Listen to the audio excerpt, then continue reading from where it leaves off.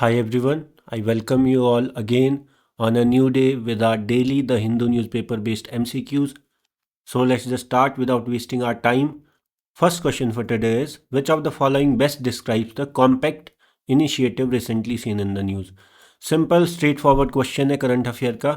तो compact initiative है simply India और यूएसए के बीच में है ना. किस चीज पे है? Defence cooperation.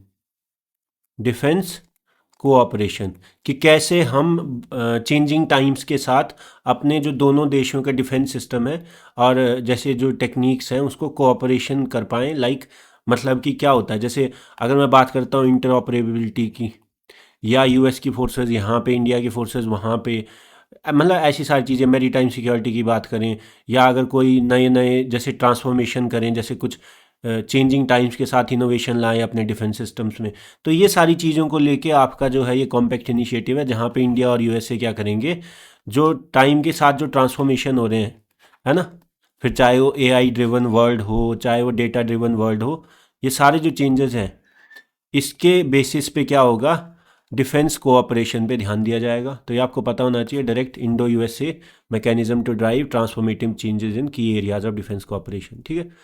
नेक्स्ट क्वेश्चन बहुत important conceptual question from polity.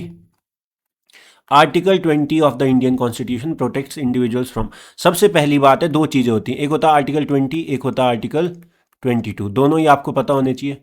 ठीक है. तो जब मैं बात करता हूँ आर्टिकल 20 की, तो ये होता है राइट्स ऑफ एक्यूज्ड, जो कि कन्विक्टेड, मतलब कि कन्विक्शन जिनका हो चुका है ना. ठीक है. और ये होता है राइट्स ऑफ राइट्स, मतलब ड्यूरिंग आप बोल सकते हो अरेस्ट और डिटेंशन, है ना. इसमें होता क्या है, एक तरह से क्रिमिनल राइट्स की बात की जा रही है ना. तो आर्टिकल 20 में आपका जैसे 20 क्लॉज 1 होता है, 20 क्लॉज 2 होता है, 20 क्लॉज 3 होता है ना. तो इसमें क्या है, देखो ध्यान से. 20 क्लॉज 1 होता है protection against ex post facto laws. ठीक है. Protection against ex post facto laws. और दूसरा होता है प्रोटेक्शन अगेंस्ट डबल जेपर्डी, है ना. और तीसरा होता है आपका प्रोटेक्शन अगेंस्ट या राइट अगेंस्ट सेल्फ इंक्रिमिनेशन. अब मैं इसको समझाता हूँ ये होता क्या है. देखो ध्यान से समझो. अगर आपका कन्विक्शन हुआ है तो सबसे पहली बात क्या है कि आपका जो, मतलब ऐसे सोचो कि जो एक्यूज्ड है, ठीक है, तो आपका ऐसा है कि जो एक्स पोस्ट फैक्टो लॉज क्या होते हैं, मान लो आज के दिन में कुछ काम किया आपने, ठीक है, आज के करंट टाइम पे, जिस टाइम पे आपने वो काम किया है ना, जिस टाइम पे वो चीज़ हुई है उस टाइम पे वो लीगल है. क्या है वो चीज़ लीगल है. ठीक है. तो आपने वो काम किया. अब 2 दिन बाद मान लो गवर्नमेंट या आपका ऐसा कुछ एक्ट पास कर दे जिससे उस चीज़ को इलीगल बना दे. तो ऐसा नहीं है, मतलब जिस टाइम पे आपने काम किया था उस टाइम पे लीगल था ना, तो चाहे 2 दिन बाद अगर इलीगल कर भी दे उस चीज़ को तो आप पे वो वैलिड नहीं होगा. बिकॉज आपका ये सोचो कि पोस्ट फैक्टो, ठीक है, पोस्ट फैक्टो मतलब कि जो फैक्ट क्या होता है, कोई चीज़ हुई है उसके बाद जो लॉज आते हैं उनको आप ऐसे मतलब जैसे अगर मैं बात करूं रेट्रोस्पेक्टिव, अगर मैं एप्लीकेशन की बात करता हूं कि कोई लॉ आज बनाया गया, जैसे लॉ आज के दिन पे बनाया गया, तो क्या ये पुराने डेज पे भी वैलिड होगा, आज से पहले. जैसे मान लो आज मैंने लॉ बनाया कि इस चीज़ पे आपको 5 साल की जेल है. अब आज से 10 साल पहले अगर किसी ने वो काम किया होगा जब वो लॉ था भी नहीं, तो क्या उस पर ये वैलिड होगा? नहीं होता है. किस केसेस में? क्रिमिनल लॉज आपका रेट्रोस्पेक्टिव एप्लीकेशन नहीं होता है क्रिमिनल लॉज का. लेकिन हाँ, जैसे सिविल लॉज हो सकते हैं, जैसे टैक्सेशन एंड ऑल, वो आप रेट्रोस्पेक्टिवली अप्लाई कर सकते हैं. आज आपने टैक्सेशन का कोई लॉ बनाया तो आज से 10 साल पहले की किसी ट्रांजेक्शन पे वो वैलिड होगा, है ना. तो ये आपको पता होना चाहिए. तो यहाँ पे ये इंश्योर करता है कि किसी टाइम पे आपने कोई काम किया तो अगर उस टाइम पे वो लीगल है तो वो लीगल है, फिर चाहे बाद में लॉ बने. तो ऐसे लॉज जो रेट्रोस्पेक्टिवली अप्लाई होते हैं उसके अगेंस्ट ही आपको क्या करता है, प्रोटेक्शन देता है. 21. 22 क्या देता है? डबल जेपर्डी, मतलब कि किसी एक क्राइम के लिए आपको 2 बार पनिशमेंट नहीं दी जा सकती, नॉट मोर देन वंस, है ना. तो समझ आता है। आर्टिकल 23 आपका होता है protection against self incrimination. Self incrimination क्या होता है कि खुद के ही खिलाफ गवाही देना। जैसे पुलिस आपको जबरदस्ती ऐसे मार कुटाई करके ऐसे नहीं बोल सकती कि भाई आप अपने खिलाफ बोल दो कि मैंने ही किया है क्राइम, उसको बोलते हैं सेल्फ इंक्रिमिनेशन। तो उसके अगेंस्ट कि खुद के खिलाफ आपसे जबरदस्ती गवाही नहीं दी जा सकती। जरूरी नहीं है कि आपसे कोर्ट में पूछा जा रहा है तो आपको अपने अगेंस्ट बोलने की नीड है, ऐसा जरूरी नहीं होता है। ठीक है, आप अपने आप को सेव कर सकते हैं, डजेंट मैटर आपने वो चीज़ की है नहीं की है ना। तो ये आपका होता है article 20 double Jeopardy expose self incrimination. बिल्कुल सही, तीनों सही है। खास बात क्या है ये जो याद रखना आपको, जो डायरेक्ट प्रीलिम्स में क्वेश्चन पूछा जा सकता है, आर्टिकल 20 को आप इवन ड्यूरिंग इमरजेंसी, जैसे नेशनल इमरजेंसी होती है 352, फिर स्टेट इमरजेंसी या प्रेसिडेंशियल रूल होता है 356, फाइनेंशियल इमरजेंसी होती है, चलो उसमें तो सेंस ही नहीं बनती 360।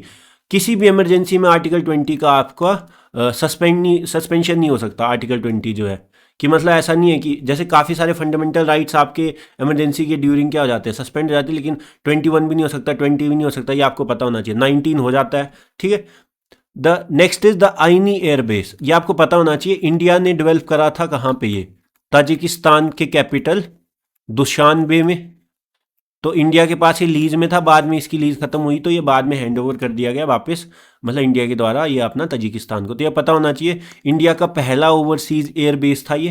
ठीक है, तो is located in Tajikistan, direct पता होना चाहिए। ठीक है, नेक्स्ट इज खाइबर पास। खाइबर पास आपको पता होना चाहिए। खाइबर पास हिस्टोरिकली बहुत इंपॉर्टेंट है। जितने भी हम फॉरेन इन्वेजन की बात करते हैं, जब आपका मतलब मिडीवल इंडिया में है ना, तो खाइबर पास बहुत इंपॉर्टेंट हो जाता है। तो आपको पता होना चाहिए किस किस देश के बीच में, अफगानिस्तान एंड पाकिस्तान के बीच में। ठीक है, पाकिस्तान आपका पता होगा खाइबर पख्तूनख्वा प्रोविंस जो है पाकिस्तान का है ना, और ये किस रेंज में आता है, हिंदू कुश रेंज। हिंदू कुश भी आपको पता होगा। ठीक है, फिर आपको पमीर नॉट पता होगा। ठीक है, ये सारी चीज़ें होती हैं ज्योग्राफी में बिटवीन अफगानिस्तान एंड पाकिस्तान। ठीक है, नेक्स्ट इज नौरादेही, बहुत इंपॉर्टेंट प्रीलिम्स के लिए, डायरेक्ट पूछा जा सकता है। नौरादेही वाइल्ड लाइफ सेंचुरी किस, या तो पूछ सकते हैं किस रेंजेस में, या तो पूछ सकते हैं किस स्टेट में। स्टेट है एमपी। ठीक है, और रेंजेस कौन सी है, अपर विंध्यन रेंज या विंध्यन रेंज, जो भी बोल लो, अपर याद रखने की नीड नहीं है। खास बात क्यों ये न्यूज़ में है, बिकॉज यहाँ पे जो चीता रेस्टोरेशन की बात की जा रही है, जैसे कूनो नेशनल पार्क में हुआ था वैसे ही यहाँ पे भी हो रहा है ना, तो ये आपको पता होना चाहिए, Madhya Pradesh. Next is with reference to article 20 consider the following statement. ठीक है, no person shall be convicted of an offence except for violation of a law in force at the time of commission. तो आप किसी भी इंसान को किसी भी ऑफेंस के लिए कन्विक्ट नहीं कर सकते एक्सेप्ट उसने कोई ऐसा लॉ वायलेट किया है जो लॉ फोर्स में था, जब उसने वो कोई एक्ट किया था जो उस लॉ ने इलीगल बताया था। बिल्कुल सही है। कौन सा प्रिंसिपल है आपका, कौन सा क्लॉज है, 21, protection against ex post facto laws, है ना। तो आप यहां पे बोल रहे हैं कि भाई एक्स पोस्ट फैक्टो लॉज में आप उसको no person shall be convicted, है ना। अगर आपका लॉ जिस टाइम पे कोई चीज़ हुई है, जिस टाइम पे कोई एक्ट कमिट हुआ है, उस टाइम पे अगर वो चीज़ लीगल है तो लीगल है, फिर चाहे आप 10 दिन बाद उसको लॉ बना दो। जनरली ये आपका क्रिमिनल में होता है, सिविल में आपका अप्लाई हो सकता है। सिविल में एक्स पोस्ट फैक्टो लॉज जैसी कोई चीज़ नहीं होती। सिविल में टैक्सेशन एंड ऑल में आप अप्लाई करते हैं, ये रेट्रोस्पेक्टिवली एप्लीकेबल होता है ना। तो ये तो सही है, 20 clause 1। Next is no person shall be prosecuted and punished for the same offence more than once. बिल्कुल सही principle, protection against double jeopardy. No person accused of an offence shall be compelled to be a witness against himself.